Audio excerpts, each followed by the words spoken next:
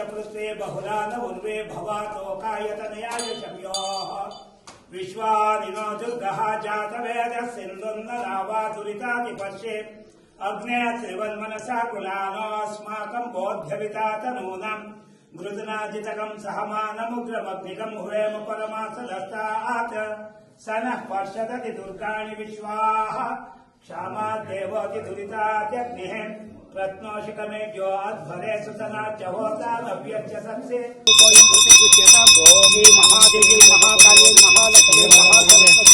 ಪೂಜೆಗೆ ಈ ಗೋಡೆಯನ್ನ ಆದಷ್ಟು ಬೇಗ ಎದ್ದು ನಿಂತು ಗೋಪುರದ ರೂಪ ಆಗಿ ಕಳಶವಾಗಿ ಸಮಾಜಕ್ಕೆ ನೆರಳು ನೀಡಲಿ ಅನ್ನುವ ಉದ್ದೇಶದಿಂದ ಎಲ್ಲರ ಸಮ್ಮುಖದಲ್ಲಿ ಇವತ್ತು ನಾವು ಅದಕ್ಕೆ ಉದ್ಘಾಟನೆಯನ್ನ ಮಾಡಿದ್ದೀವಿ, ಶಂಕುಸ್ಥಾಪನೆಯನ್ನ ಮಾಡಿದ್ದೀವಿ. ಸರ್ವೇ ಭದ್ರಾಣಿ ಪಶ್ಯಂತು ಮಾ ಕಶ್ಚಿತ್ ದುಃಖವಾಗ್ ಭವೇತ್. ತ್ವಮೇವ ಮಾತಾ ಚ ಪಿತಾ ತ್ವಮೇವ ಬಂಧಶ್ಚ ಶಖಾ ತ್ವಮೇವ ವಿದ್ಯಾ ದ್ರವಿಣಂ ತ್ವಮೇವ ಸರ್ವಂ ಮಮ ದೇವ.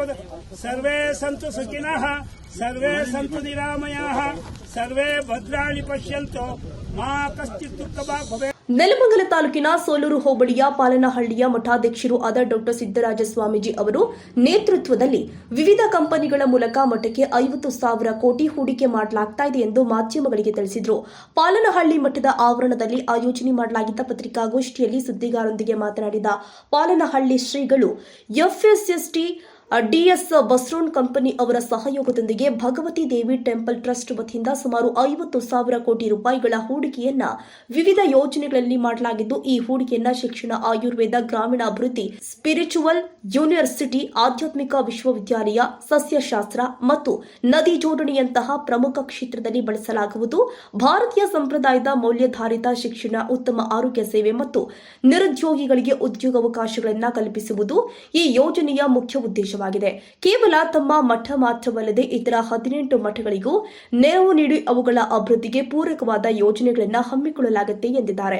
ಇನ್ನು ಸನಾತನ ಪರಂಪರೆ, ಭಾರತೀಯ ಧ್ಯಾನ ಪದ್ಧತಿ, ಸಾವಯವ ಕೃಷಿ ಮತ್ತು ಸನಾತನ ಸಂಪ್ರದಾಯದ ಉಳಿವಿಗೆ ಮಠವು ನಿರಂತರವಾಗಿ ಶ್ರಮಿಸಲಿದೆ. ನಮ್ರತಾ ವಿದ್ಯಾಸಂಸ್ಥೆ 2012ರಿಂದ ಮಠದ ವತಿಯಿಂದ ನಡೆಸಲ್ಪಡುತ್ತಿರುವ ಶಿಕ್ಷಣ ಸಂಸ್ಥೆ ಕೂಡ ಆಗಿದೆ. ಜೊತೆಗೆ ತರೀಕೆರೆಯ ಮಲೆನಾಡು ವಿದ್ಯಾಸಂಸ್ಥೆಯನ್ನ ಅಧಿಕೃತವಾಗಿ ಪಾಲನಹಳ್ಳಿ ಮಠಕ್ಕೆ ಸಂಸ್ಥೆಯ ಮುಖ್ಯಸ್ಥರು ಸ್ವಾಮೀಜಿಗಳಿಗೆ ಹಸ್ತಾಂತರ ಮಾಡಲಾಗಿದೆ.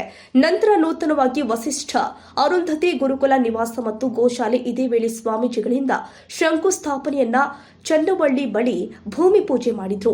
ಇನ್ನು ಮಠಕ್ಕೆ ಅಬಕಾರಿ ಸಚಿವರು ಆದ ಆರ್.ಬಿ. ತಿಮ್ಮಾಪುರ್ ಹಾಗೂ ಅವರ ಪುತ್ರ ವಿನಯ್ ತಿಮ್ಮಾಪುರ್ ಅವರು ಭೇಟಿ ನೀಡಿ ಶಿಕ್ಷಣ ಮತ್ತು Adi Jambava chamber of commerce and industries Karnataka ಹಾಗೂ ವಸಿಷ್ಠ ಅರುಂಧತಿ ಗುರುಕುಲ ಭೂಮಿ ಪೂಜೆಗೆ ಮತ್ತು ಅನೇಕ ಕಂಪನಿಗಳು ಲೋಕಾರ್ಪಣೆಗೊಳ್ತಾ ಇರೋದ್ರಿಂದ ಪಾಲನಹಳ್ಳಿ ಮಠಕ್ಕೆ ಬಂದು ಶುಭ ಹಾರೈಸಿದ್ರು. ಕಾರ್ಯಕ್ರಮದಲ್ಲಿ ಸರಪಳಿ ಮಠದ ಶ್ರೀ ಬಸವಪ್ರಭು ಸ್ವಾಮೀಜಿ, ಅಬಕಾರಿ ಸಚಿವರು ಆದ ಆರ್.ಬಿ. ತಿಮ್ಮಾಪುರ, ದುಬೈನ ವಿಜಯ್ ಕುಮಾರ್, ಸೌತ್ ಆಫ್ರಿಕಾದ ಅಮಲ, ಫಿನ್ಲೆಂಡ್ ಮೂಲದ ತೋಮಾ ತಪಾನಿ, ರಾಜ್ಯ ಸರ್ಕಾರದ ಮುಖ್ಯಮಂತ್ರಿಗಳ ವಿಶೇಷ ಕರ್ತವ್ಯ ಅಧಿಕಾರಿ ಚಿರಂಜೀವಿ, ಮಾಜಿ ಶಾಸಕ ಎಂಡಿ ಲಕ್ಷ್ಮೀನಾರಾಯಣ, ಸಂಪಾದಕರು ಆದ ಪದ್ಮ ನಾಗರಾಜ್, ವಿಜಯ ಪದ್ಮನಾಭ, ಬಾಬುರಾವ್ ಮುಡಬಿ, ಗೋನಾಳ ಭೀಮಪ್ಪ, ಬಾಲಕೃಷ್ಣ, ವಕೀಲರಾದ ದೊರೆರಾಜು, ಮಠದ ಕಾರ್ಯದರ್ಶಿ ಪವನ್ ಕುಮಾರ್, ಬೆಳಗುಂಬ ವಿಶ್ವನಾಥ್, ಕಲಿಕೆರೆ ಶಿವಣ್ಣ, ಪಿ ಮೂರ್ತಿ, ನಾಗರಾಜು, ಮಂಜೇಶ್, ಮಂಜುನಾಥ್ ಸೇರಿ ಅನೇಕ ಮುಖಂಡರು ಭಾಗವಹಿಸಿದ್ರು.